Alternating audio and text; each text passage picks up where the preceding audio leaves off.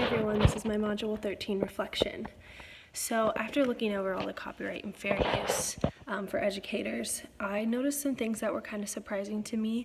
The first one was that all tangible creative works are protected immediately upon creation.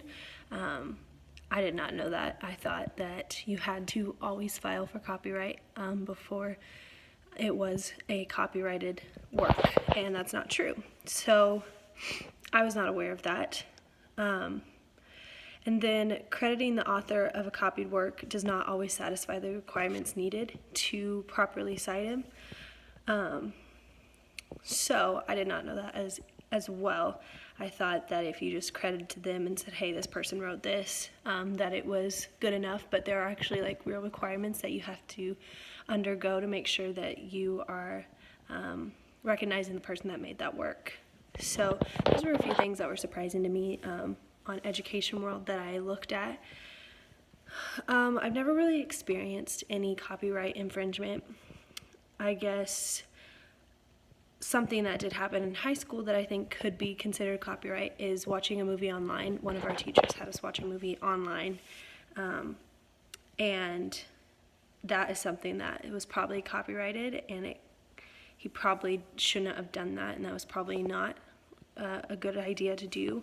I think it is a big deal because the district is very liable for any copyright infringement, and so if that would have been an infringement upon copyright, then our district would have had to deal with the consequences instead of just the teacher, and so that would not have been good. That would have actually caused a lot of trouble for our administration, and it's considered illegal under law too. So this is something that isn't just a frowned upon, it's actually like a law that can be broken and that is considered illegal.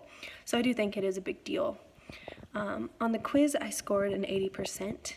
What surprised me on the questions was question 6 said copyrighted material used in multimedia projects may remain in your portfolio forever, and that was true. I didn't know that those would stay in your portfolio forever.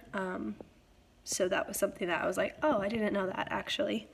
And then the last one was that a professor copied a software and then he was taken to court for using it, and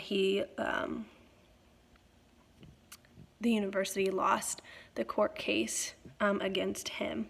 I figured that since he copied the software that it was illegal, but that isn't the case, and he ended up not getting fined for it, so that was surprising for me. I didn't realize that it wasn't considered a copyright infringement by copying that software. So yeah, there were a couple things as well for the fair use that surprised me. Not that surprised me, but I guess that I just didn't know, was that you can use copyright works as a teacher if you're doing face-to-face instruction or directed student self-study. And then for students, you can use it if you're fulfilling course requirements or for interviews for a job in graduation school, grad school. So I didn't know that about fair use either. So this was a really cool module. There was a lot of stuff that I was not aware of that I'm glad I know, especially as a future teacher.